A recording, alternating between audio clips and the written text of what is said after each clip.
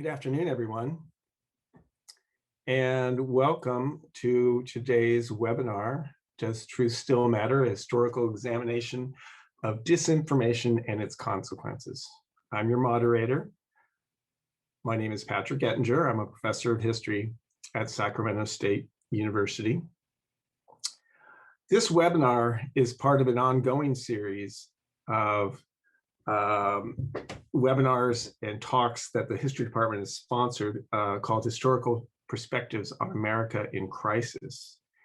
And over, I think, at least the last 4 years, scholars from the history department have been participating in these regular panel discussions, trying to put contemporary events into historical perspective. Over the course of the last several years, we've had, I'm not sure how many we've had, but we've addressed all kinds of topics, from putting the Me Too movement into the context of women's rights, the rise of fascism. We've addressed immigration policy and a host of other contemporary issues through the lens of history. So this panel today just continues that tradition.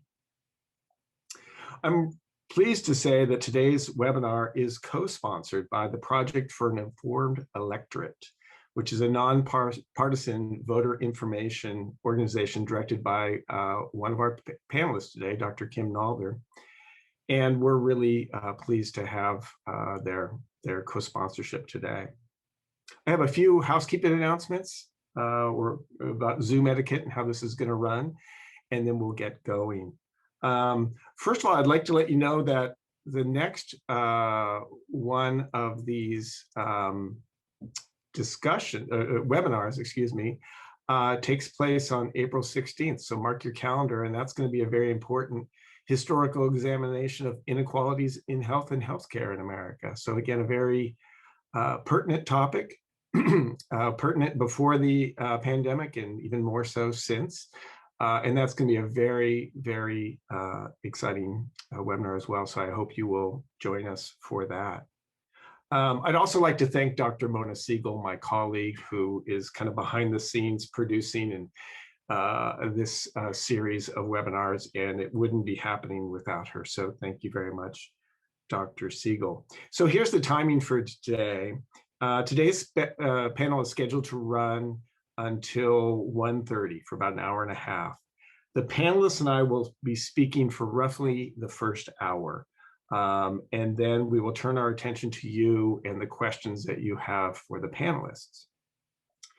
Everyone should see, if you go down to the Zoom tab and see your Q&A tab at the bottom of your screen, at any time during the webinar, please enter any questions you have for any of our panelists. Our history graduate student, Karita Moats, will be collecting questions throughout the presentation, and we'll read them aloud to the panelists when we reach the Q&A session after about an hour. And you can do that anonymously if you want, or you can have your name read as well. But do submit your questions at any time, as they occur to you. It's not like when this is face-to-face and you have to wait till the end to ask your question. If a question occurs to you, put it in the Q&A, and Karita will try and get to it. Finally, as our housekeeping here, as the sponsor of the event, the history department by tradition wishes to acknowledge that our university stands on still unceded Nisenan land.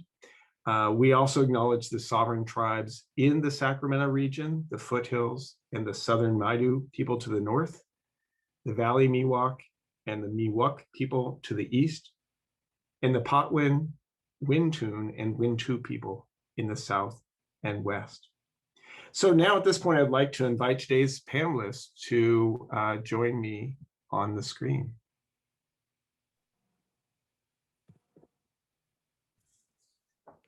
Thank you all. Thank you for being here. I'm going to, before I introduce our esteemed panel, let me just say a word or two about why we are here. I doubt that anybody really needs much of an explanation of the origins of this panel, but let me just do that briefly. In early December, as the powerful and very dangerous effort to deny and overturn the results of the 2020 presidential election was in full swing, our department had one of its regular department meetings. And at that meeting, we agreed that we should address the topic of political disinformation at our next panel in the spring. The importance of today's panel became even clearer, of course, on January 6th. The violent insurrection on January 6th at the US Capitol revealed the spectacular power of a constant drumbeat of lies and political disinformation. You don't need to be a trained historian, and you don't need to be a trained political scientist to know that the period of time that you and I are living through has been extraordinarily tumultuous and extraordinarily confusing. But as citizens of the nation, as citizens of the world, we always should remember that we're like those who came before us. We try to make sense of the world we live in, even as many aspects of that world are in motion or are changing. So that's what we're doing here today. We're just putting our minds together to think about one of the aspects of our changing world, the rise of political disinformation. Now, let me introduce the people you see on your screen. Aaron J. Cohen is professor of history at California State University, Sacramento. He has published on topics related to monuments, art culture, Russian emigration, and the memory of war in the early 20th century, including a monograph on the First World War and the Russian art world called Imagining the Unimaginable. His latest monograph is entitled War Monuments, Public Patriotism and Bereavement in Russia, 1905 to 2015. And his most recent work is a forthcoming article on the commemorative monument building in Putin's Russia. Why So Serious? Tragedy and Whimsy in Late Soviet and Post-Soviet Russian Monuments. Dr. Cohen, thanks for joining us. Dr. Kim Nalder is a professor of political science at Sac State. She serves as executive director of the Sac State Cal Speaks poll and also directs the nonpartisan voter information organization that I talked about earlier, the Project for an Informed Electorate. And I encourage you to go to their website, as I did earlier, to check out what they're doing. And that focuses on dispelling voter disinformation. Nalder is a frequent political commentator and has been interviewed by the BBC, CNN, The Atlantic, and the New York Times. Her research focuses on misinformation, fact checks, and gendered perceptions of candidates. She is a busy scholar as well. She has recently co-authored an article out in the Journal of Elections, Public Opinion and Parties on fact checks and perceptions of candidate honesty. In addition, she has a chapter in the book, One Nation, Two Realities, out by Oxford University Press, and that addresses citizen responses to fact checking. And she also has a forthcoming piece in Oxford Bibliographies on political misinformation. So I think it's safe to say this topic is in her wheelhouse. Thank you very much for joining us, Dr. Nalder. Finally, our third panelist, my colleague, Dr. Joseph Palermo, is a professor of history here at California State University, Sacramento. I particularly want to thank Dr. Palermo for joining us because he did so at late notice. Earlier panelist, as many of you know, Dr. Chloe Burke, had to step aside, and Joe very graciously at the last minute said, sure. So I appreciate that. His expertise includes political history, American political history, Robert Kennedy, the 1960s, presidential politics and war powers, social movements of the 20th century, the 1980s, and the history of American foreign policy. His most recent book is called The 80s. He has also written two other books, one titled In His Own Right, The Political Odyssey of Senator Robert F. Kennedy, and a second book, Robert F. Kennedy and the Death of American Idealism. Professor Palermo's most recent academic article on Robert Kennedy appeared in a companion to John F. Kennedy, which was published in 2014. He has also published essays on the life of Father Daniel Berrigan, on the Watergate scandal, and the resignation of Richard Nixon. So Joe, again, Dr. Palermo, again, thank you for joining us. Finally, let me introduce the person who will be the facilitator for the last half hour today, the Q&A portion of the webinar. Karita Moats is currently pursuing an MA in history at California State University, Sacramento. Her interests pertain to the Soviet Union, nationalism in the former Soviet republics, and international relations theory. She graduated with a history degree from UC Berkeley in 2017, where she focused broadly on Eastern Europe. After she graduated from Berkeley, Moat served as a Jesse UNRWA Assembly Fellow, where she negotiated legislation to protect victims of sexual harassment. She plans to further her education in a PhD program upon completion of the MA here at Sacramento State. Kriya, thank you very much for joining us today. All right. Well, let's start then with some questions for the panelists.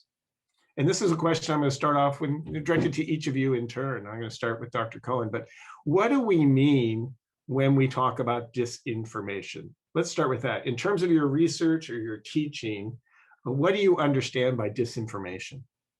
Dr. Cohen. Thanks, Patrick. And I want to thank you and Mona for organizing the panel, and also welcome my fellow panelists and the attendees. I research and write on Russian public culture in late imperial and Soviet times. And it's very common. I run into this very often in my teaching and also just in ordinary conversation for many people to assume that Putin's Russia is similar to the Soviet Union, especially in this area of public lying and propaganda. But I'm going to argue today, and that's really my main purpose or my main theme, is to emphasize how different contemporary Russia is from the Soviet period, and how Putin's Russia is much more similar to the United States, or perhaps the two are similar to each other, than either is to the previous Soviet system, especially regarding this question. So I'm just going to give real brief definitions on how I view this. But before I do that, I wanted to say today, when I talk about the Soviet Union, I'm going to be mostly referencing the late Soviet period, which is the 1960s to the late or mid 1980s. Also, I'm going to be generalizing pretty broadly due to the time limitations. And because of my research, I focus on my work on producers, right, of culture, and not necessarily the reception by audiences, which is very difficult for historians and extremely difficult for Soviet historians. So that's sort of the framework of my comments today. So here's my take based on this question of definitions based on my knowledge of the Russian and Soviet experience. And it seems to me that modern disinformation is different from conventional Soviet propaganda or conventional public lying as it was practiced or is practiced in the United States. To me, propaganda, or any number of terms that you could fit into that broad concept, presents an official truth, right? Whether it's actually empirically true or not, it doesn't matter. Propaganda holds itself out as being true. So public lying in propaganda or in ideology or in similar kinds of discourse is fundamentally stabilizing because it gives an epistemological certainty, even though it's false, possibly empirically. So in other words, the idea of truth as a means to know the world is maintained. I see disinformation, which you can understand in many different ways, as especially modern disinformation as it happens social media and television today. It usually does not present a truth. I mean, that's not the main point. Its main point is to induce conflict and confusion, right? So it's more akin to gaslighting, or the philosophers call it bullshitting, where the speaker doesn't care about whether what they say is actually true, but they're just saying things to destabilize certainty and truth as a concept and a way that we know the world, right? So in other words, disinformation promulgators seek to destabilize your sense of what is true or that we can even know truth, rather than actually try to convince you of some different truth, which may or may not actually be true. So the Soviet and the Russian experience helped me understand these two things as being different. Very good. Thank you. Dr. Nalder, I'll turn to you next. Same question. What does you understand by disinformation? Thank you. Also, thank you to the history department and the organizers and everything. So I started studying misinformation about a decade ago and started working on dispelling it or replacing it with good information through the Project for an Informed Electorate. We do things like an initiative explainer where we try to establish the actual facts, even though people are getting barraged with false information from TV ads and such. We had a partnership this last year with News 10 where we dispelled disinformation, especially they had a series where they had, their viewers call in and say like, I'm hearing that if you use a magic marker on your ballot, then it's invalidated and people are trying to make you do that. And so we would dispel those things on TV. And we also have had a long series of ad watches with Channel 3 where we look at the truth of ads, and all that's about misinformation, trying to establish things that are true and trying to fact check or replace content that's not. What's more pernicious is disinformation, which I think of as a subset of misinformation. Misinformation being when people believe things that are not factually accurate. Disinformation being when it's purposely fed to people to meet some sort of political aim. And I think one of the worst manifestations we're seeing of that right now is kind of what Aaron was talking about, which is this use of disinformation to undermine our sense of truth. And essentially the effect can be that when you meet truth, you won't believe it. And that's sort of the most dangerous thing. And I think we're seeing a lot of that today. And then of course, undermining democracy as part of that, which I'm sure we'll get into plenty of. I'll stop there because we're running out of time already.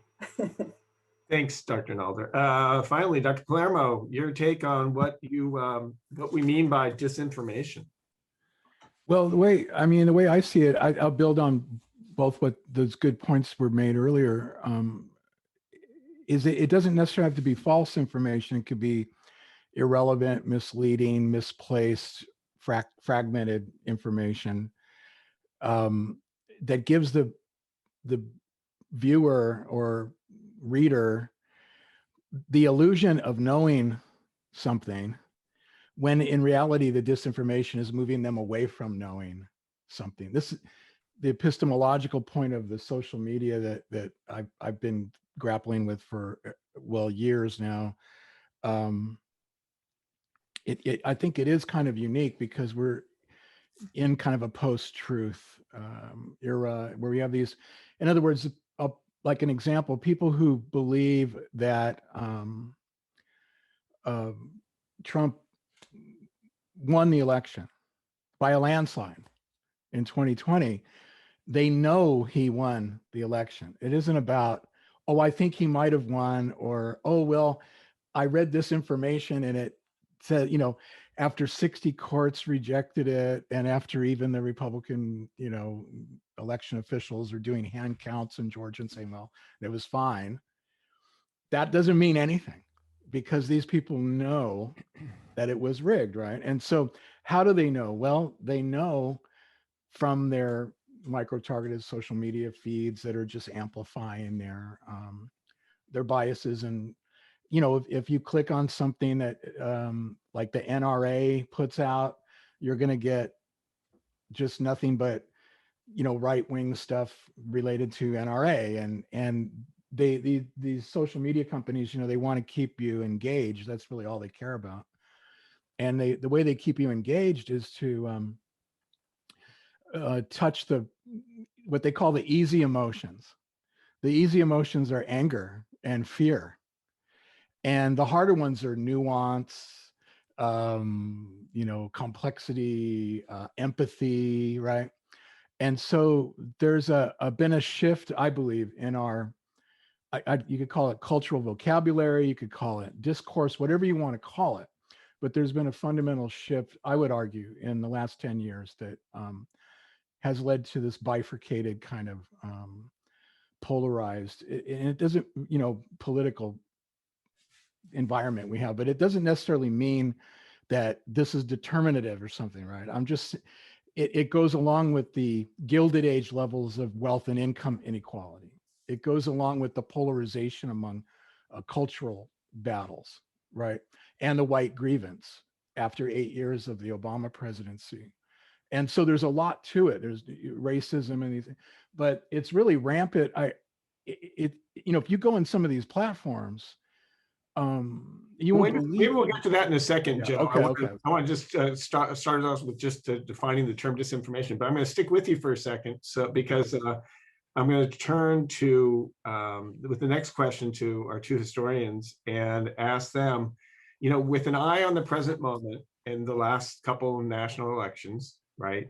I'd like to think about it historically. We're going to talk about the present, but we want to think about it a little bit historically. And so this question for Aaron first, and then, or Dr. Cohen first, and then Dr. Palermo. Have politicians or other public actors deliberately stoked big lies for political gain at key moments in the past, at home or abroad? So I take your point, Joe, that much is new. But this question is, what are some precedents that are worth even considering in the past? Dr. Cohen? Okay, thank you. So the Soviet Union from the very beginning was officially a propaganda state, right? Which to them meant something different to most of us. That meant that Soviet leaders understood that propaganda was intended to propagate Bolshevik and Soviet ideas to the masses. And Soviet public culture was therefore always presented or always attempted to present truths to convince people, right, of the reality of that situation in the Soviet Union, even when those truths were empirically false or disputed.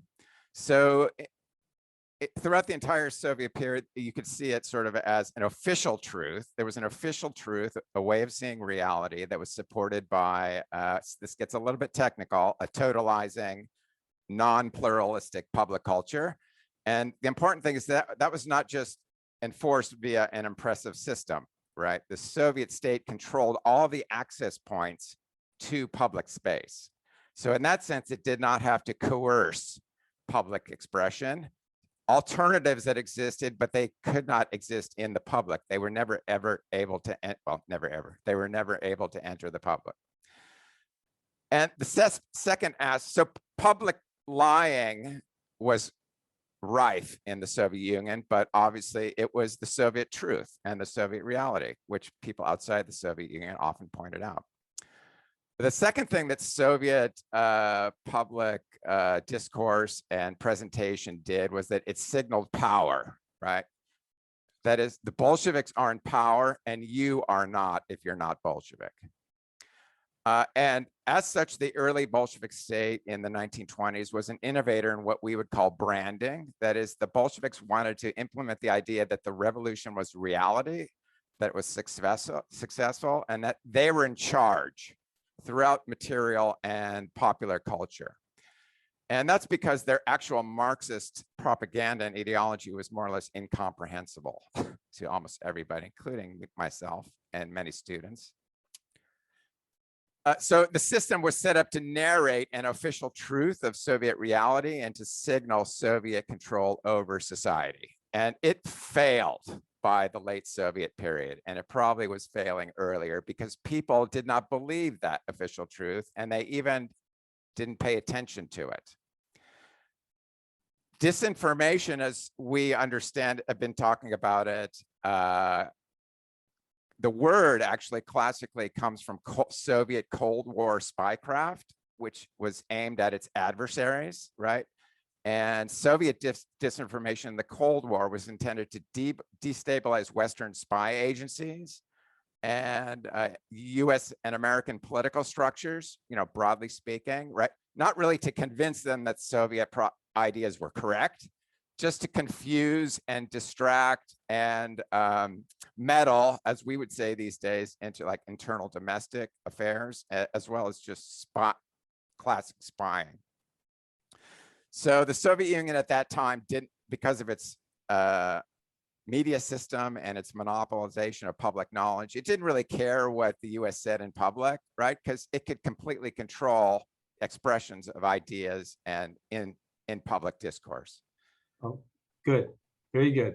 Let me turn that question to you, Dr. Palermo. Is there a moment in US history, you teach American political history, is there a moment in US history, 20th century, or when what we are calling disinformation played a really significant role?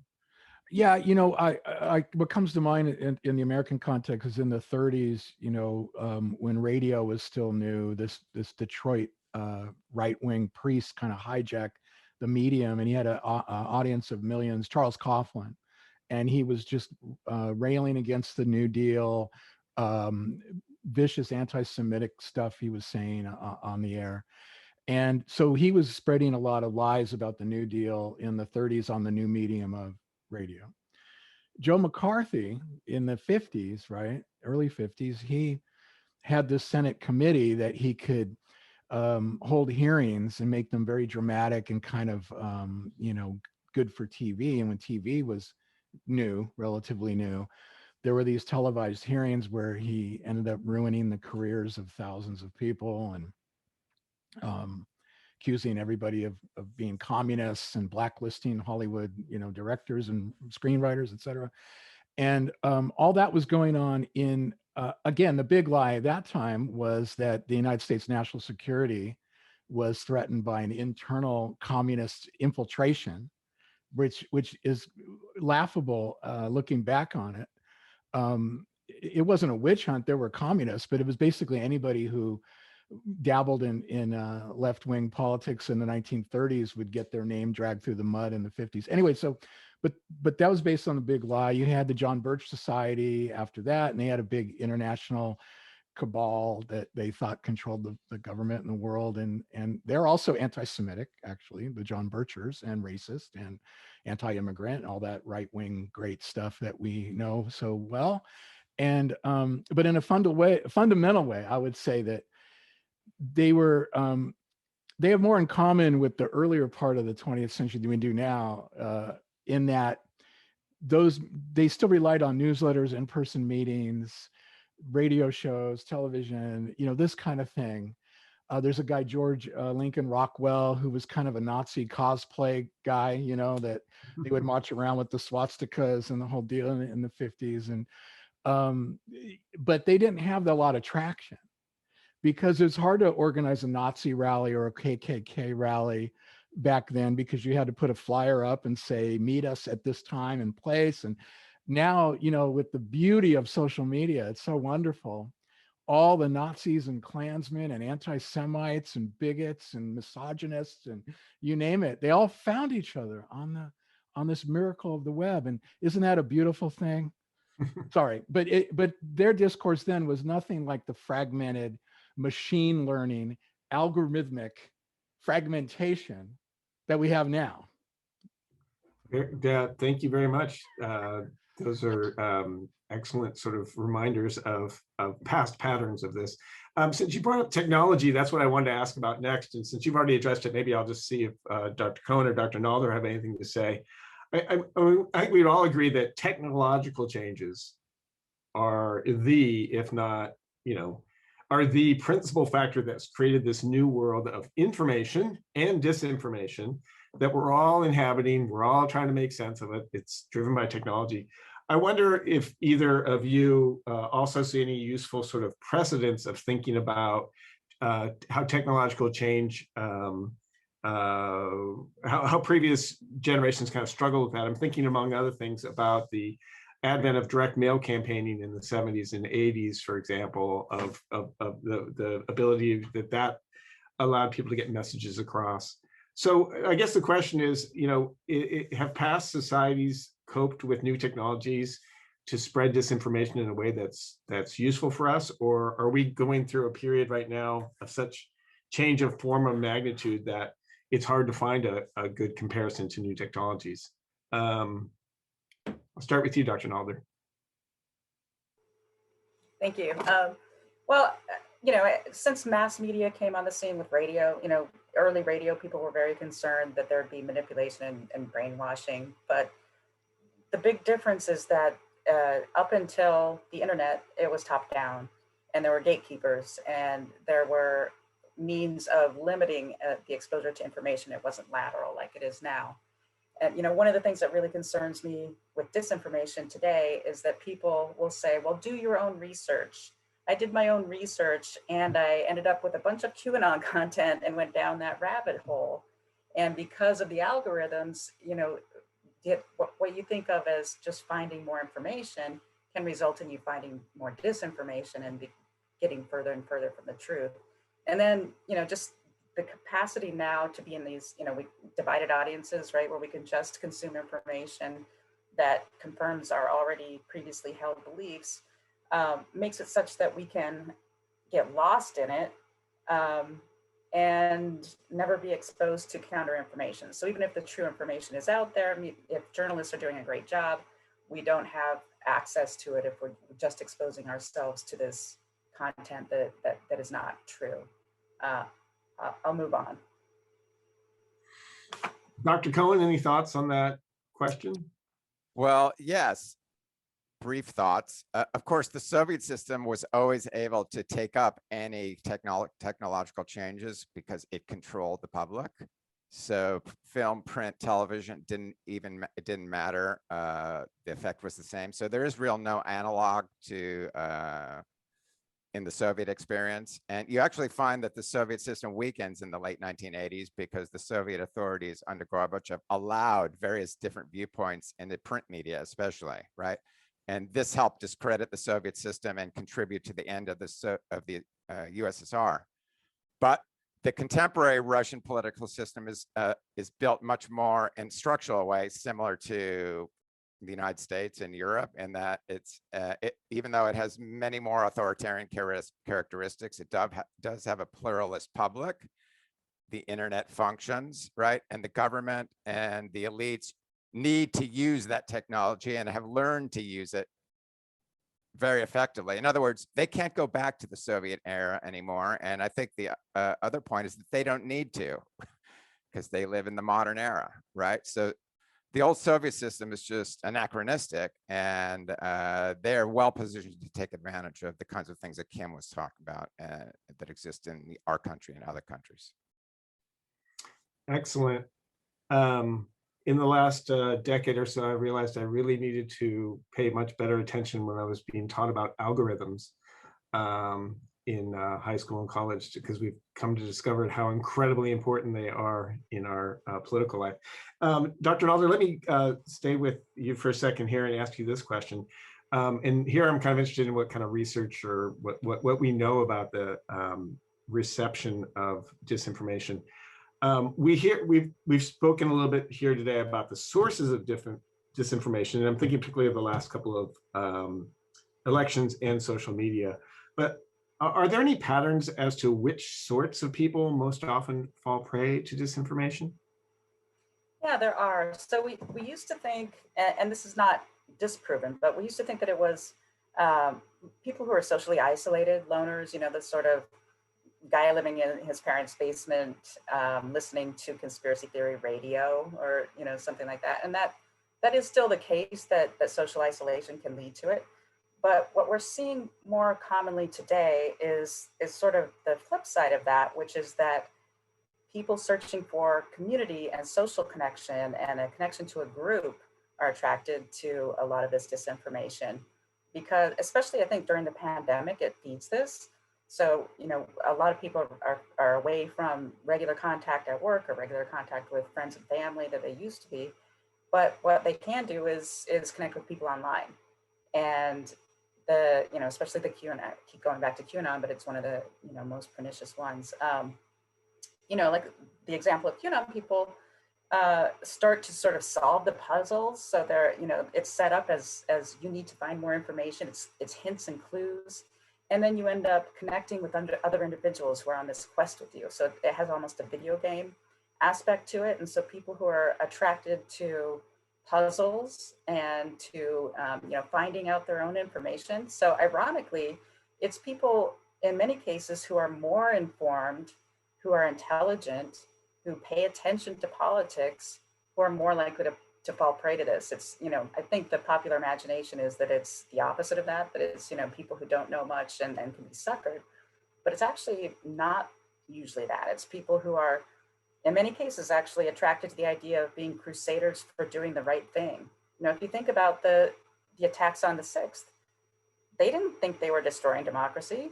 They thought they were protecting democracy because they bought into the big lie. And many people are attracted to this idea of a mission that's bigger than yourself and doing something for your country. And, just unfortunately, it's channeled in the wrong way through this active disinformation campaigning. That's very helpful. Dr. Palermo, given the disinformation about the election results that was coming out of the White House and coming out of related media outlets, did the January 6th insurrection, did that take you by surprise? It did, actually, because I've been there, and it sounds corny. I was watching C-SPAN at the time because they were doing the certification, and I saw this commotion, and then the C-SPAN cameras just went down. I thought, this is strange, and then I went onto the networks and stuff. But it's corny, but I was really in awe of that whole place when I was there as a temple of democracy, which again is, it's kind of like a temple to secular democracy. It's a really amazing place. And to see this guy waving a giant Confederate flag in the rotunda was something that, wow, I didn't think that I assumed that even though Trump was having his Nuremberg rally down the street, that the Capitol, right, would be secure because it's the capital of the United States of America, right? And there's a lot of sketchy stuff that's coming out in dribs and drabs right now about how coordinated and there was some conscious effort on the part of some people in the Trump regime that purposely held back the National Guard. The head of the Guard, the DC Guard, just testified into Congress about that.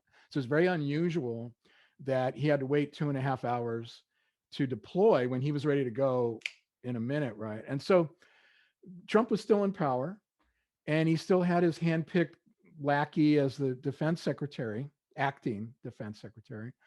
And the whole thing is sketchy, but it's also kind of like the way it was coordinated with the Proud Boys being there and the Oath Keepers. And there was some very serious kind of, a Capitol police officer was killed, and we still don't know really what the circumstances are around that killing. Now, that's a big deal. Now, you tell me, I'll ask a rhetorical question.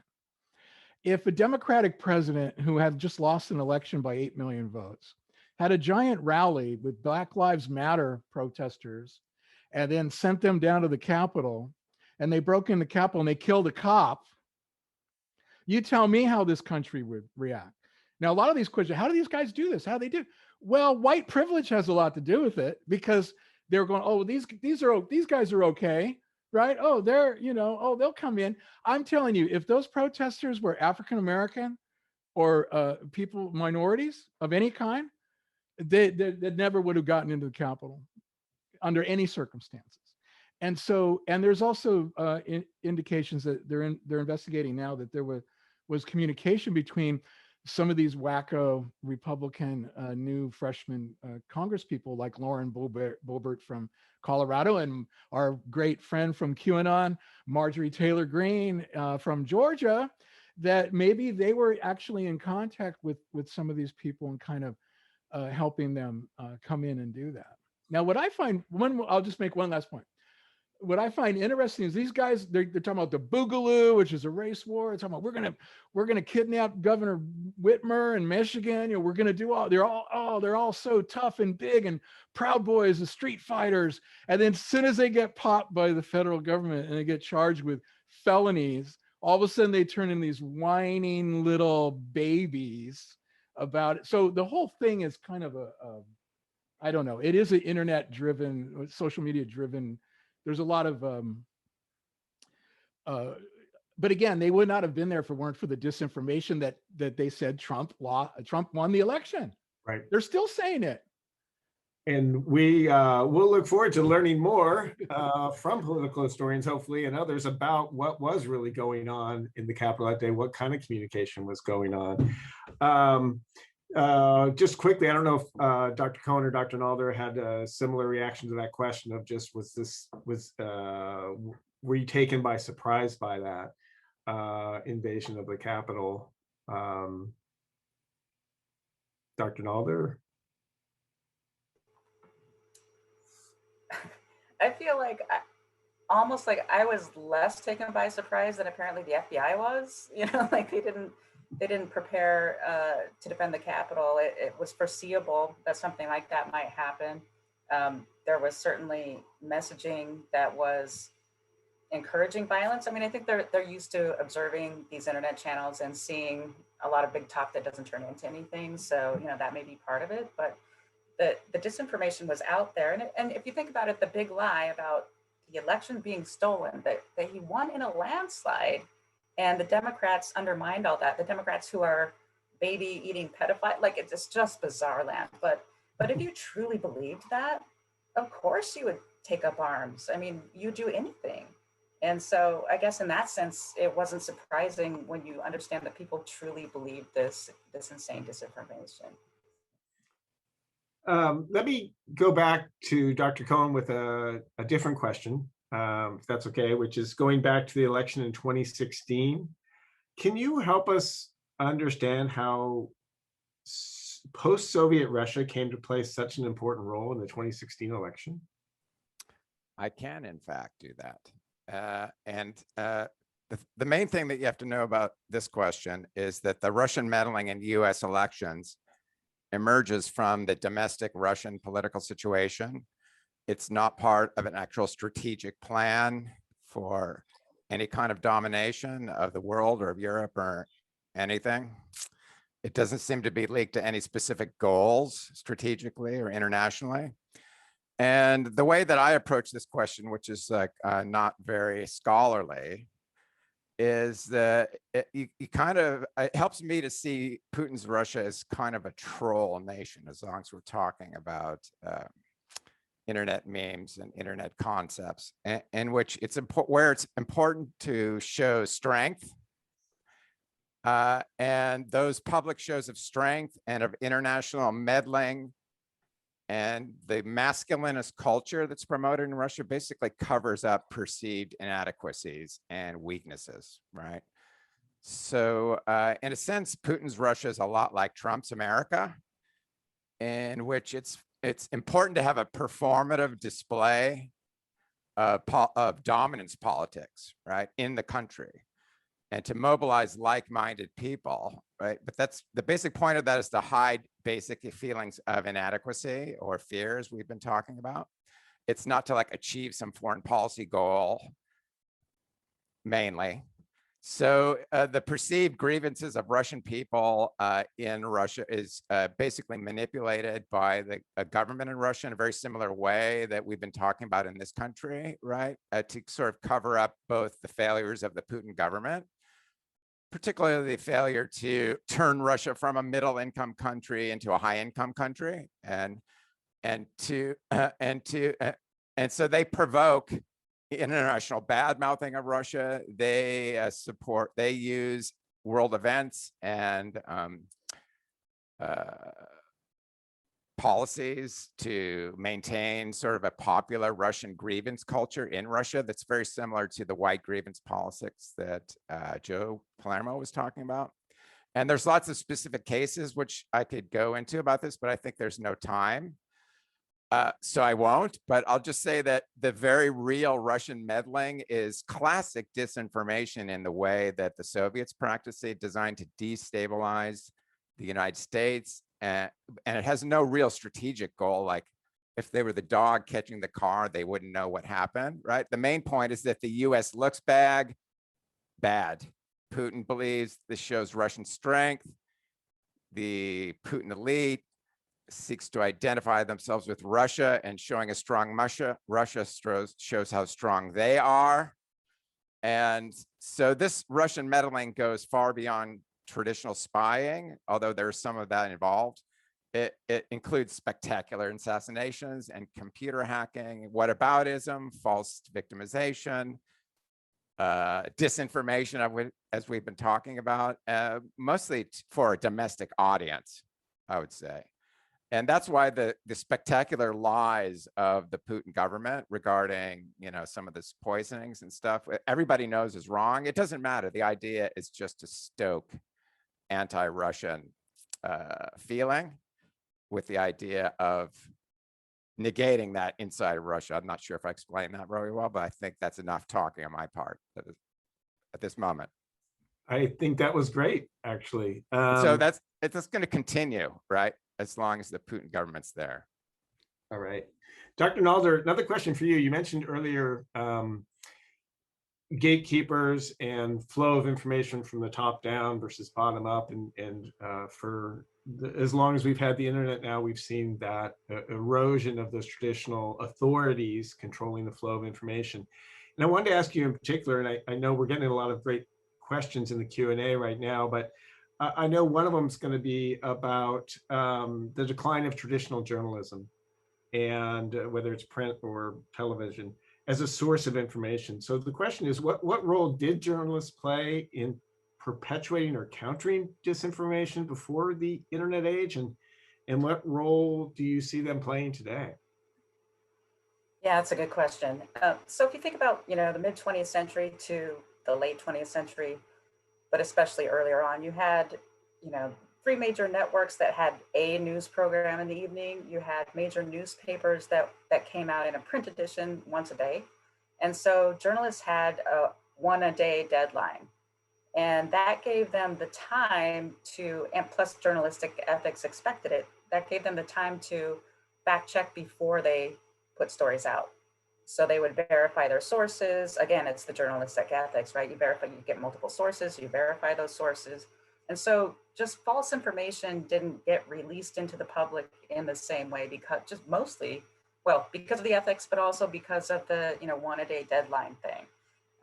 The bottom line pressures didn't force them to put out stories that were untrue or that were speculation or that kind of thing earlier. And as far as journalists today, I still think it's their responsibility to put out credible information. We need to be able to point people when we do media literacy, and which many of us are really ramping up. We're seeing it ramping up around the country, and even being taught in high schools to an increasing degree, luckily. But in teaching media literacy, we don't need to just feed the cynicism, which is what ends up happening a lot, is that everything's false and look out, they're trying to get you. But we also need to be able to point people to actual good information, to content that will be reliable and relatively trustworthy, within parameters. Obviously, they're not perfect, but we need them to be doing that. And then just as a subset, repeating the false information and doing corrections can make it worse. And so anytime they're doing fact checking, they should repeat the correct information first, then talk about the incorrect, and then once again, reemphasize what's actually true. So if you just take away the false information and don't replace it with something, it's not very effective. And I don't know that journalists necessarily are conscious of that even when they're trying to fact check.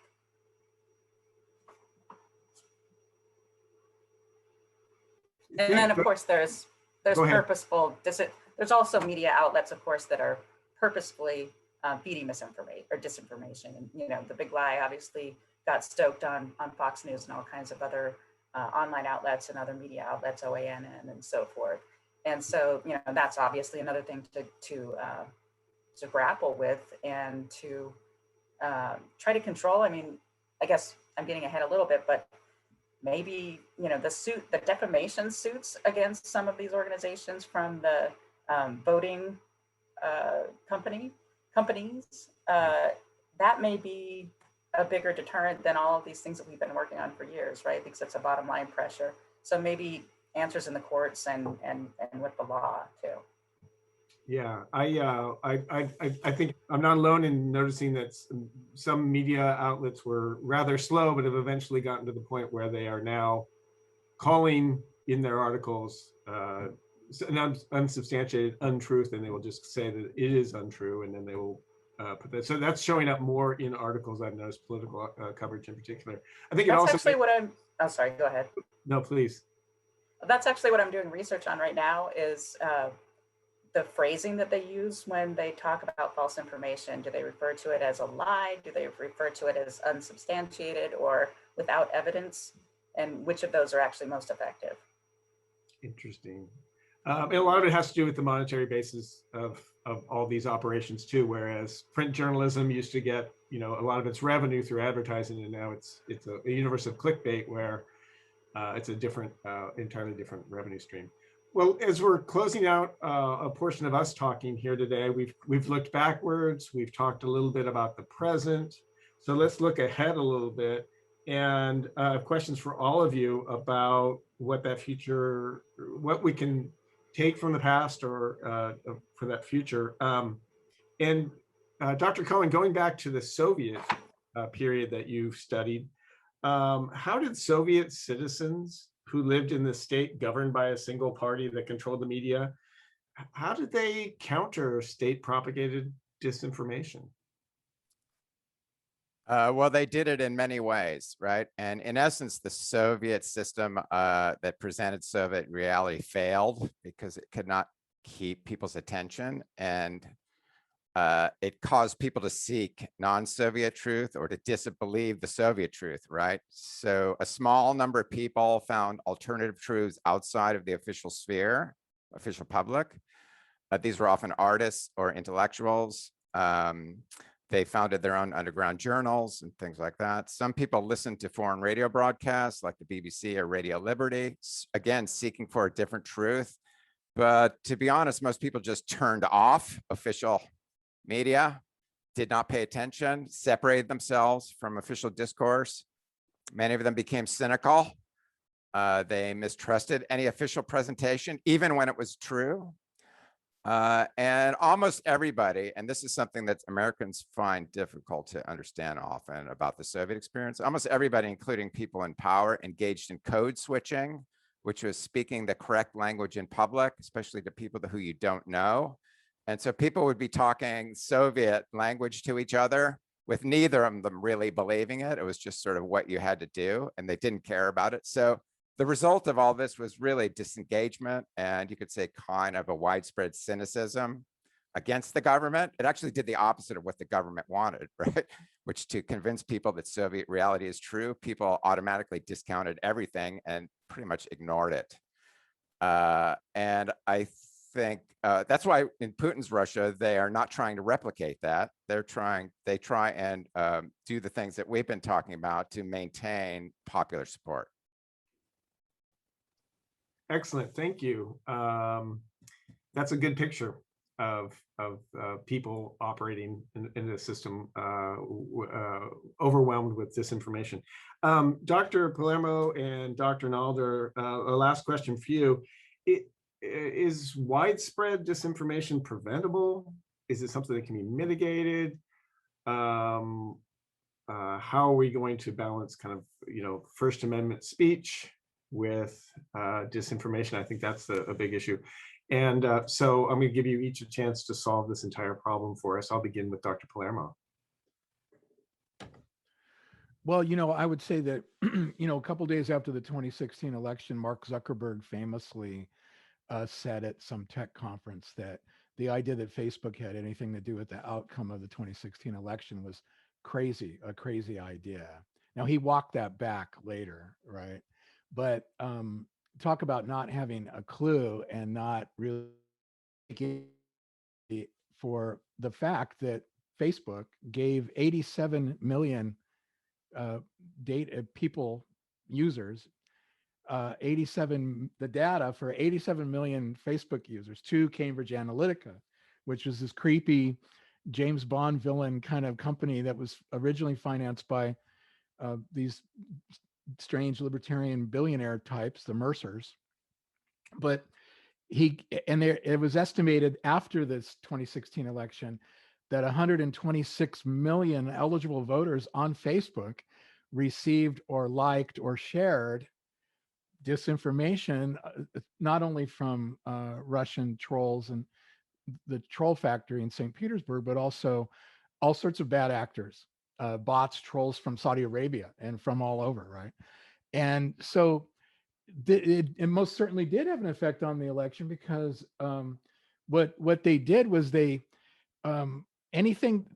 tested out memes and content to see if it would, which ones rose higher, and they were actually able to make things trend using fake accounts and fake groups, and make things artificially trend on Twitter or Facebook that normally would not. And then the last point I would say is that probably the most important thing that has happened in the last year, one of the most important, is that Twitter banned Donald Trump permanently off that platform.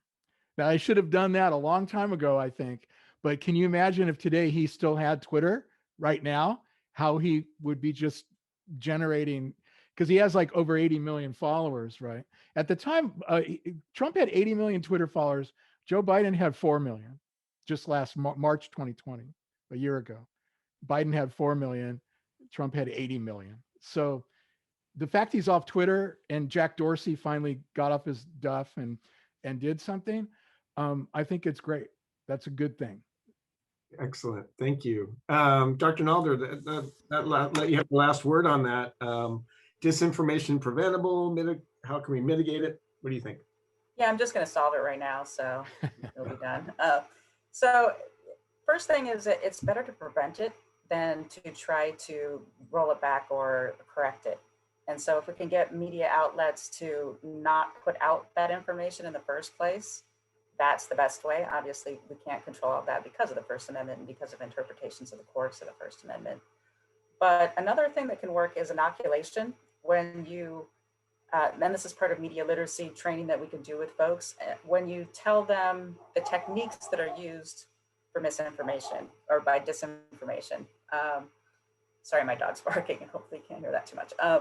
So if you say, well, they're going to try to convince you using fear, they're going to try to convince you using appeals to your inner social group and your overlapping group identities, et cetera, then a person starts to develop an immunity because they think of counter arguments themselves. So they don't have to be provided those from the outside by a fact checker or something. They start to generate that before they get hit with the big lie, or before they go down the QAnon conspiracy rabbit hole or something like that. And then there's deprogramming. It's kind of similar to how people approach cult members. You know, once somebody's really bought into this cycle of disinformation, bringing them back. The one thing that I think most of us probably have tried is to just say, hey, you're wrong, here's why, and provide factual information. It feels like that should work. And I know better, but I still try it, but it doesn't work. You know, people just get defensive and they double down, and that's never going to be effective. It works better to talk to them about what they believe, why they believe it. Talk to them if it's someone you know, someone in your family or your friends. Ask them about, you know, kind of how's that working for you, right? Like, how is this impacting your life, especially when people are really immersed in this stuff, and it generates a lot of hate and anger, and it tends to keep them isolated even from their closest family members in many cases. So talking about it in a bigger picture level in terms of how it impacts their lives sometimes can really turn them around. And then I think, you know, just societally, the defamation suits are useful. The deplatforming is useful. If we could bring something like the fairness doctrine back, where media outlets were forced to present counter arguments, then we wouldn't have something like a Fox News ecosystem that allows people to just marinate in this disinformation. Well, that's all hopeful. That all gives us some path forward, and we all need some hope. Well, we've reached the 1 hour mark very quickly. And so now I'm going to invite Carita Moats to come back on the screen with us here. I notice I haven't been able to pay attention to it, but I see a large number down there by the Q&A. So Carita, do you want to address some of the questions you've received to the panel? Yeah, absolutely. We've received quite the array of fantastic questions. I'm going to direct the first question to Dr. Palermo, and then if Dr. Nalder and Dr. Cohen want to jump in, that would be great. So in terms of election disinformation, are there any specific elections or situations throughout the span of US history that are comparable to the right-winged response to the 2020 presidential election? No, it's completely unprecedented. There's never been, even Herbert Hoover, who lost big to Franklin Roosevelt in 1932, and he despised Roosevelt. They got in the car together and they rode to the inauguration, and Hoover kind of sat there stony faced through the whole thing. But he would never dream, even in 1932, you know, where they 33 March 4th, 1933, they would. It was just such a bad look for the United States internationally to have a president just say, "Oh, I'm out. I'm not going to participate in the peaceful transfer of power." See, that's the thing. Internationally, the attack on the U.S. Capitol was the worst look since the torture stuff in Abu Ghraib prison came out in 2004, in my opinion, because it just showed the world that every time the United States tries to lecture a country on what democracy is, it's going to ring hollow now, and as well it should, in my opinion. But I think it's inextricably linked to the platforms that we've. In other words, Trump is a creature of our current diseased discourse and vocabulary, public vocabulary, and he would not have become president if he didn't have that Twitter platform. He wouldn't have become president if he didn't have The Apprentice, the television show, right? And so we're in this kind of, and they still want him to be president. You know, he still has this, even though he's out of power, he still has this kind of, because you have to remember, 139 Republicans voted in the House to decertify the election, and 8 Republican senators voted to decertify the election. And so this isn't just Trump. The whole party is kind of, you know, becoming a cult of personality around the guy. And so anyway, that's how I would answer it. Absolutely. Thank you for that thoughtful response. I'll move forward unless anybody else wants to weigh in. So moving forward, we've gotten a lot of questions in the vein of what can we do and how do we combat this in our own lives, both from students and other professionals. In the classroom, we talk about critical thinking and finding logical arguments. So does it still matter that we teach these things? And how are we forever stuck in epistemological tribes? I think I'll direct that first to Dr. Nalder. Thank you. Yeah, I saw retired Professor Nick Burnett put that question out. So he has lots of experience with doing this for many years too. And sometimes it can feel like, wow, is my life's work doing anything? Is it worth doing? I think it is. There's actually lots of research to show that, you know, like that inoculation that I was talking about can be effective in keeping people out of falling into the disinformation in the first place. I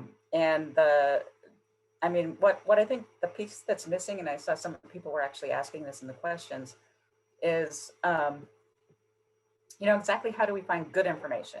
We have lots of this debunking of the bad information, but not as much provision of content that is good. And I think the tricky part is organizations that want to do that don't want to appear biased. And, you know, media organizations that are reporting good information also are afraid of the accusation of bias.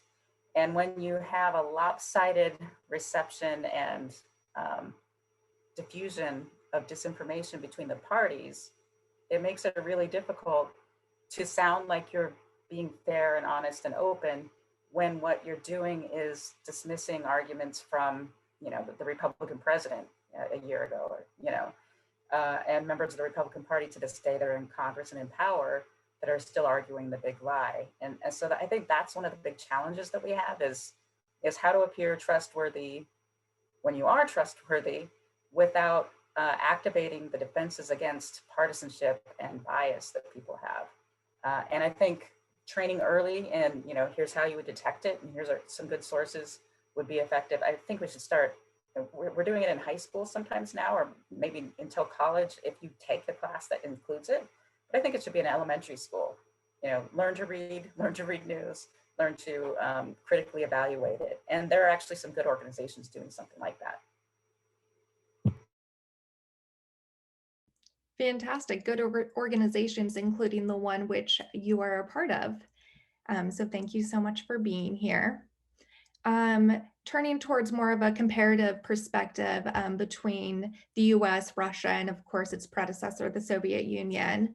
As Dr. Cohen points out, disinformation was often used by governments against their opponents and enemies abroad to establish conditions seemed favorable for said governments.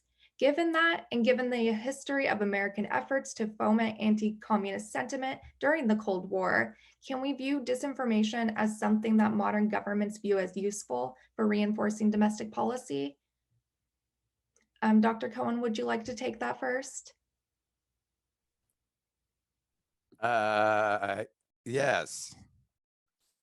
So I guess I'm not quite sure what the question is, but can you repeat it for me? I'd be more than happy to. Just the last part. Of course, and you touched on this a little bit earlier about governments using disinformation as a tool. Do we believe that they are still doing that? Would you like to expand upon a little bit of that?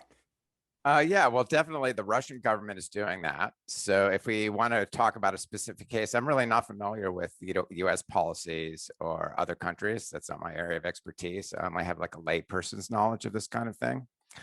But definitely the Russian government itself seeks to promote disinformation within Russia in the same way that it promotes disinformation outside.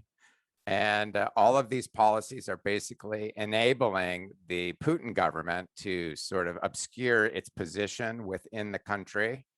So Russia is basically a country that has a constitution, it has a pluralist public sphere, but it also has a sort of hidden oligarchy that's an official oligarchy that's controlled by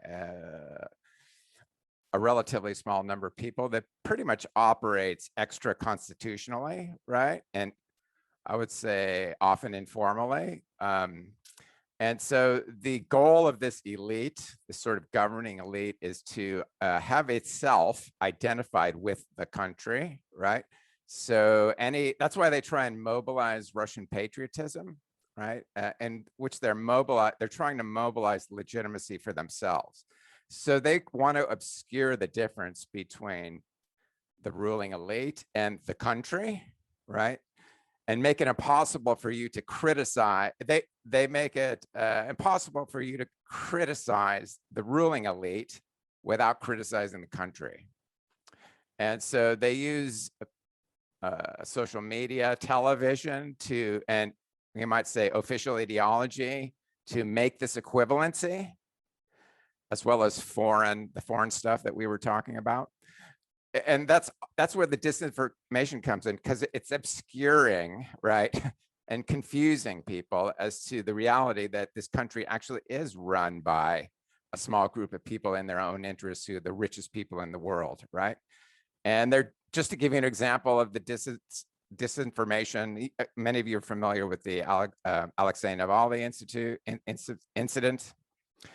And one thing that Navalny does is he exposes corruption among governing officials and puts very entertaining YouTube videos out on them. And when he got arrested, the day he went to Russia, he released the video on Putin's palace that you may have heard about, in which, but Putin's palace, which is like, I don't know, costs $1 billion, and Putin himself may be the richest person in the world. He does, and people are going around saying, we've exposed Putin's palace, and the media in the United States says Putin owns a $1 billion palace. And of course, Putin got on and said, I don't own that palace. It's just owned by a friend of mine. So, technically, he doesn't own it. It's just been built for him using shell companies, cutouts, what we'd call beards, right? To hide the fact that he actually does own it. And he kind of does that same thing with all of the Russian political spectrum, hiding his own, mistakes, as well as his own role in basically sucking a large part of the wealth right out of Russian economy into his own pockets, as well as the pockets of people that are there. So long story short, disinformation is very important in Russia to maintain that confusion between who is really running things, where the money is really going, right? And to make it difficult to accuse Putin of anything concrete. Thank you. That was a fantastic explanation, and I appreciate you going into the details of that a little bit. So in terms of disinformation being a government tool, is there a way we can apply that to the modern United States? I'm going to turn it to Dr. Nalder to address that. Ideally in a democracy, we don't use disinformation as a tool, right? Though obviously we've had propaganda campaigns in the past and so forth, but it's not something we would want to see ideally. We did see, of course, the Trump establishment, the Trump campaign, Trumpists, pushing this disinformation narrative. I mean, multiple disinformation narratives around climate change and other, questioning of science. It goes in so many different directions, but of course around undermining faith in the elections and in the democracy. And we're seeing that play out with new limits on voting being implemented in many states. And the justification for that is, well, look at all the irregularities that happened in 2020, which didn't actually happen, right? And so you can use a lie can be used to further policy based on that lie. And if you look at polling data, it looks like a majority of Republicans, self-reported Republicans, say that they believe the election was stolen. I doubt that all of those people actually believe that. It's probably expressive responding to some extent, that they would prefer that to be the way the world was. And so that's why they answer that way. But many of them probably do believe it because of the media environments that they've been exposed to. And, so to that extent, members of Congress and state legislators and governors are weaponizing that disinformation for their own ends that will help them stay in power and, kick out the votes or discourage the votes of people that might oppose that power. Thank you for that. And I specifically appreciate you differentiating between what would normally be expected of a true democracy versus some of the incidents we've seen in recent years.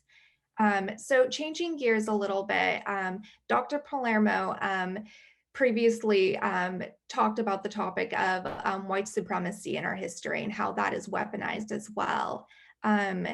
So do we feel that the machinery of white supremacy, so we're talking like institutional racism, for example, do they operate more on the principles of disinformation, as we've previously defined as disease, fog, and lies, or propaganda, which is a more just centrally asserted lie?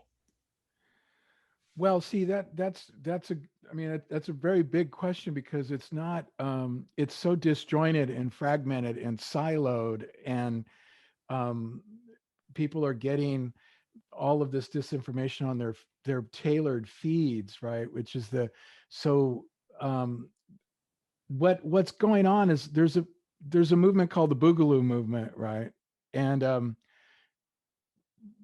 these guys they want to bring on a race war. They're called accelerationists, and they're the total white supremacists, right? And what it is, it's named the Boogaloo because it's this horrible movie from 1984. Was a sequel to a breakdance movie called Electric Boogaloo 2, right? And what they mean by that is sequel is to the Civil War, is what they want, the sequel. And so, and then they also call it the Big Luau. They wear the Hawaiian shirts, like they did when they went to Michigan and took the state house with arms. You saw some of those guys wearing Hawaiian shirts. That's the Big Luau. But they're calling for a race war, right? And so, I mean, Charles Manson called for a race war. I mean, this is madness, right? This is absolutely, and the Nazis, what they've done to our discourse is they've coarsened it so much by repeating things that we would never say to one another in person or in public, behind the scenes, where anybody who cares about social justice in this country or racism or anything is just a social justice warrior, and they're just virtue signaling, and the liberals are all just, and we got to own them. And so, and then they talk about lampshading George Soros and stuff. We're going to lampshade him.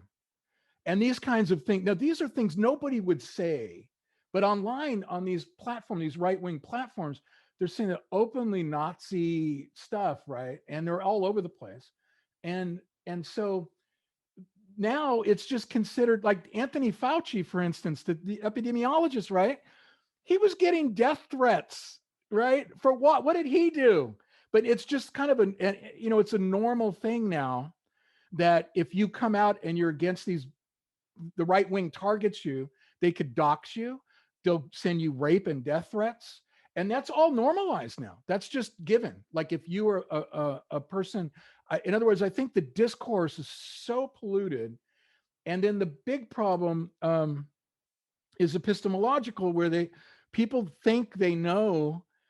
The ways of knowing have changed, right? And so we don't know truth. Like Voltaire has that famous quote about those who can make you believe absurdities can make you commit atrocities.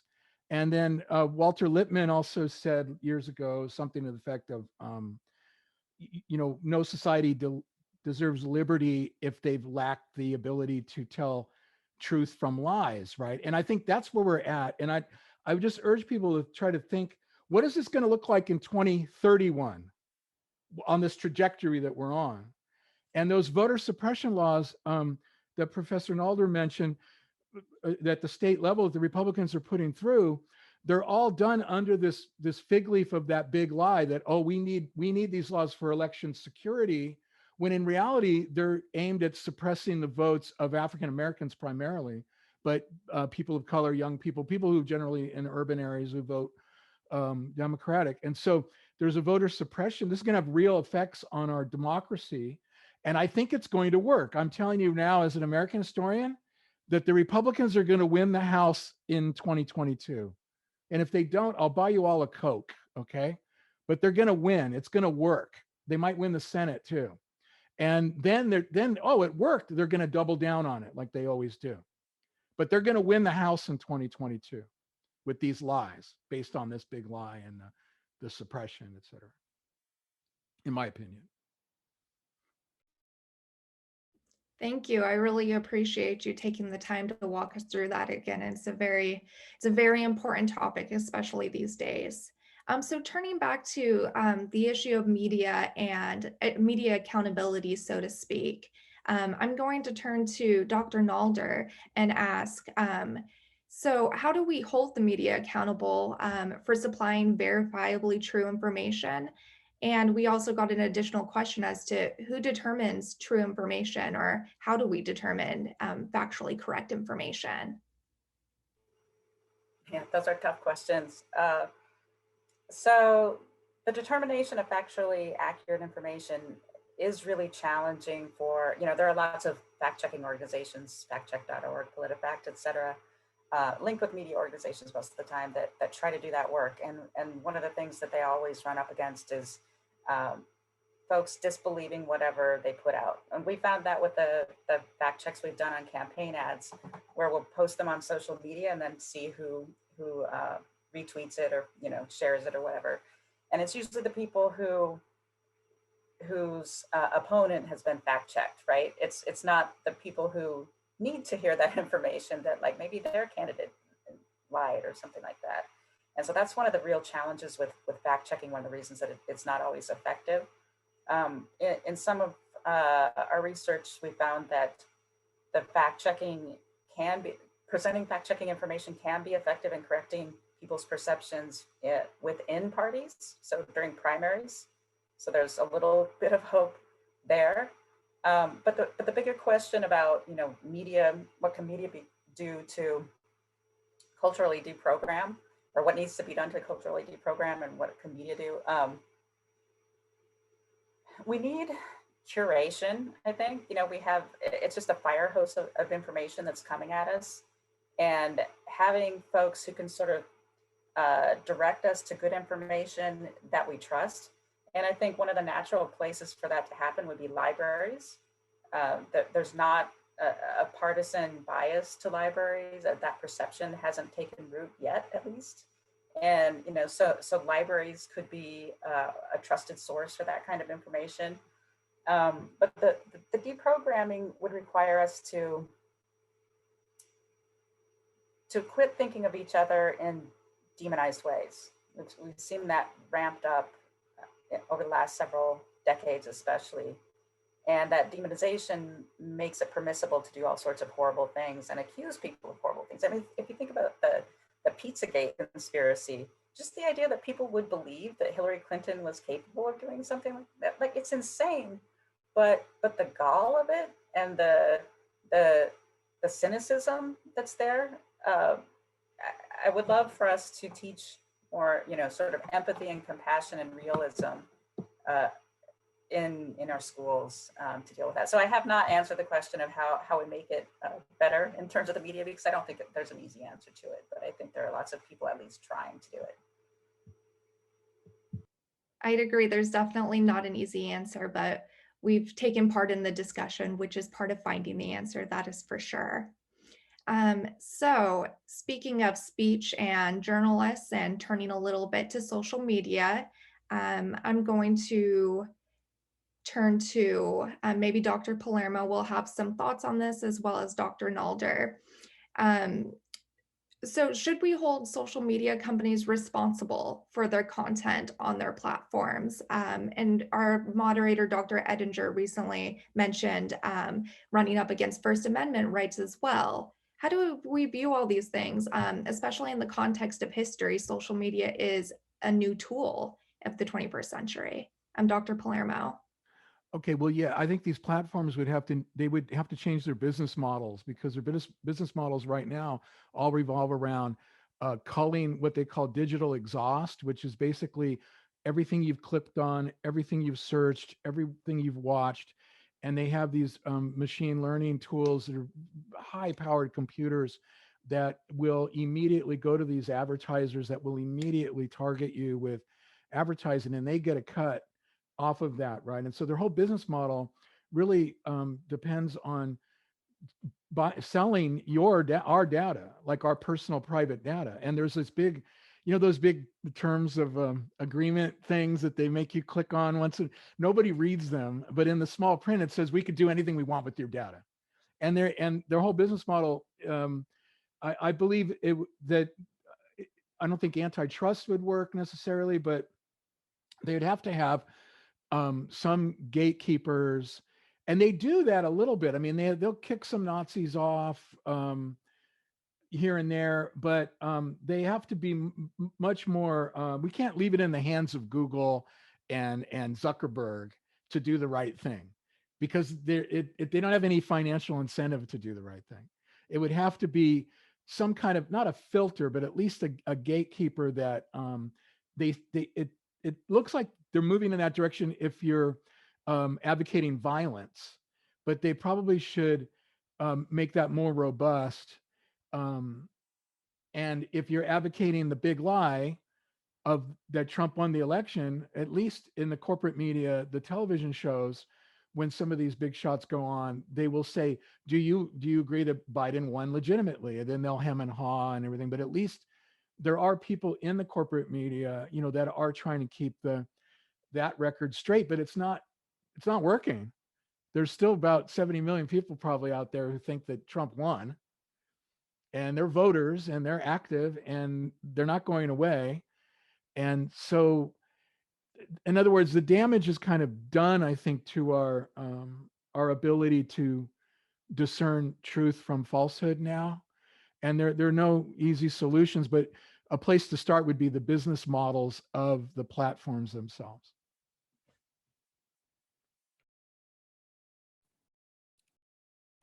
Can I talk? I just wanted to continue what Joe was saying, just really quickly, that I agree with him. I think that we often assume that social media space is same as sort of physical public space, that it's kind of a neutral place where things go and are kind of neutrally consumed. But it's really important, something we haven't talked about, is to note how it's part of a business model, and it's designed to increase business for certain people and in certain ways. And therefore, if you can control the space, either through technical means or means of moderators, you probably can minimize a lot of the damage of social media disinformation. You know, it's very difficult, right? Because people have to want to do that. And there's a lot of money made from this and a lot of political capital that's built through this system. And so, but I think technically it's okay. It's doable.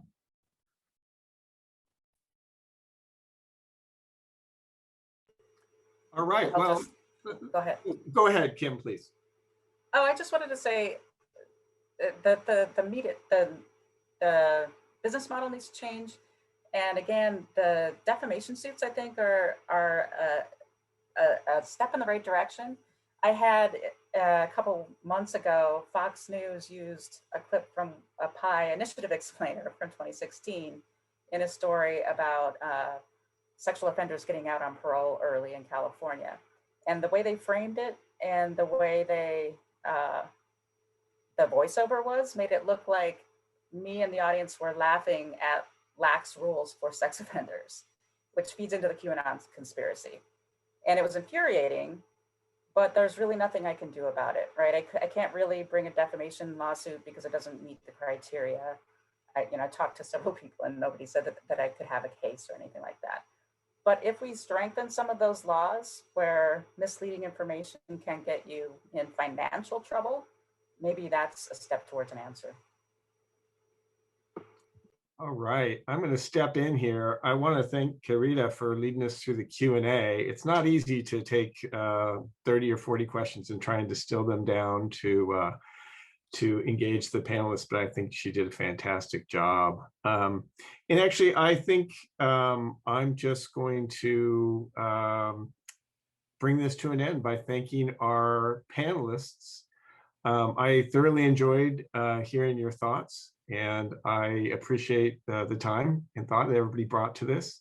I believe that this will be posted to the department's YouTube page at some point. So if you want to share this with somebody, that will and the PI page too, we'll put it up on ours as well. Yes, and the PI page as well. Thank you. And but again, thank you very much to all the panelists for their time, and I hope you guys have a good weekend.